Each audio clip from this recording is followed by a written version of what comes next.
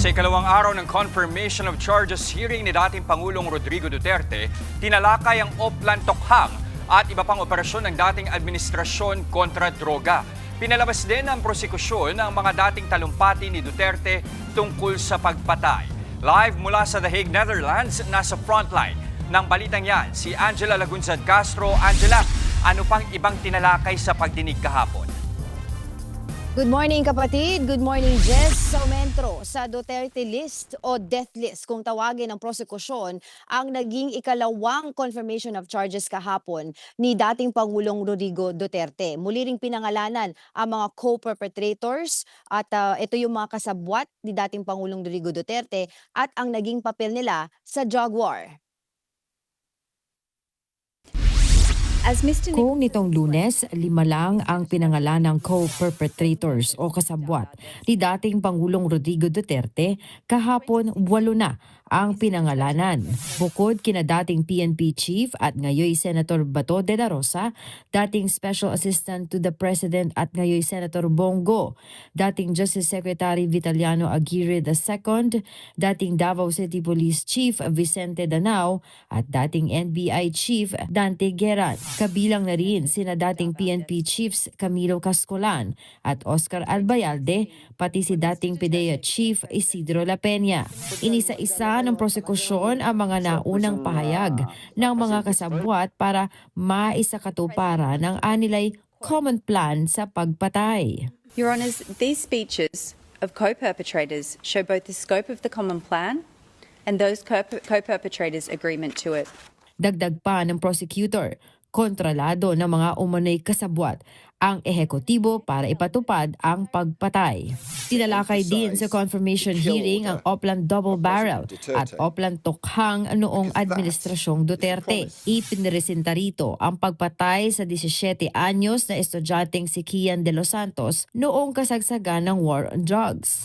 Ang pagpapatupad daw sa Oplan Double Barrel, Oplan Tokhang at Oplan High Value Target ay nagresulta sa pagpatay ng maraming individual at personalidad. Sa ilalim ng Oplan Barrel, iniuutos ang pag-neutralize sa mga target ng drug war sa loob ng 6 na buwan. Kasama rin sa listahan ng high-value targets ang mga pinatay noong drug war na sina Albuera Leyte Mayor Rolando Espinosa Sr. at Osamis City Mayor Reynaldo Parahinog. Pinalabas din ng prosekusyon ang dating talumpati ni Duterte tungkol sa mga pagpatay sa war on drugs. Pagka bumunot, patayin mo. Pag hindi bumunot, patayin mo rin. Para matapos na. Kaysa mawala pa bro.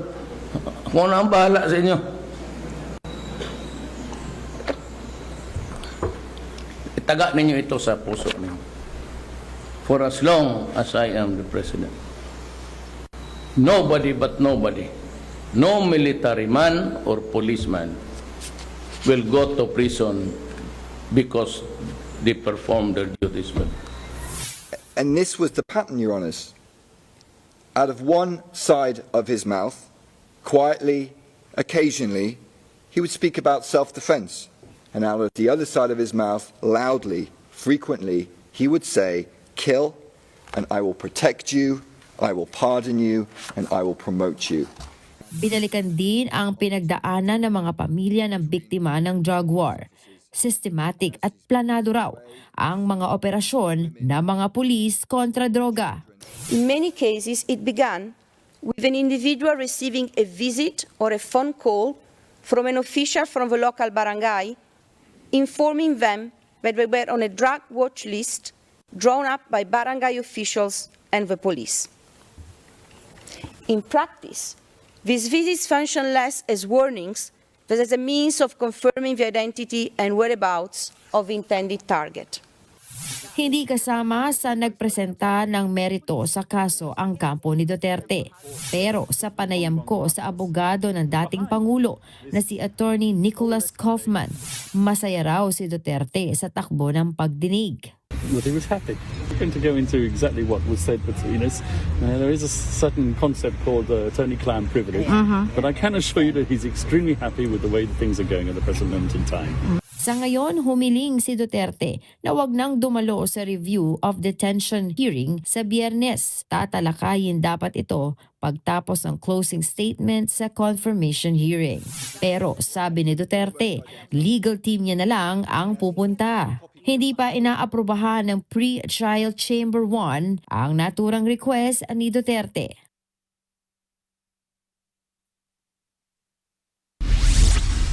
Jess, napakarami naming interview na nagawa kahapon sa gitna ng ng confirmation of charges at sa dulo, no? At of course kanina pinalabas natin na interview natin si Attorney Kaufman at tinanong din natin siya, no, during that interview tungkol dun sa sinabi ni Attorney Nery Colmenares na irrelevant yung pagbanggit niya, pag-include niya, no, pagsama niya kay Pangulong Bongbong Marcos rather doon sa kanyang opening statement the other day, no? Ang sabi niya, ito ay relevant because pinaninindigan niya na meron silang ebidensya na magpupukol o magkokonekta kay PBBM na siya daw o ang kanyang opisina ay pumopondo dito sa kaso ng ICC.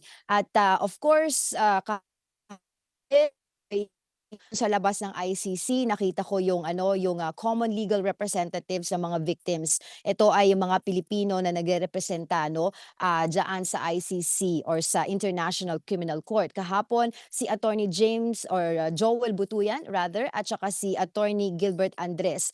Nakapanayam ko sila at sinabi nila pagod na pagod sila pero sila ay proud, natutuwa, masaya sila na nabigyan nila ng boses ang mga biktima sa loob ng korte. So bukas or actually kasi dito 10 o'clock pa lang ng it's 10:49 in the evening kaya sabi ko bukas pero sa inyo mamaya na yung February 25 ay rest day po yan sa ICC. Wala muna mangyayari pero pagdating ng February 26 kasi baka ang ating mga kapatid nagtataka bakit puro prosecution at mga biktima yung mga nagsasalita. Meron pong mga schedule na itinalaga ang pre-trial chamber doon na maaring makapagsalita itong mga involved dito sa kaso na to. So by February 26, ito naman ang oportunidad ng depensa sa pangunguna ng legal team ni dating Pangulong Rodrigo Duterte na si Attorney Nicholas Kaufman. Siya naman ang magpepresenta, siya naman doon sa stage or proseso ng submission on merits ng kaso. Dito, ipapakita niya ang mga ebidensya na magpapatunay na para sa kanila walang kinalaman si dating Pangulong Rodrigo Duterte dito sa mga kasong ipinupukol sa kanya.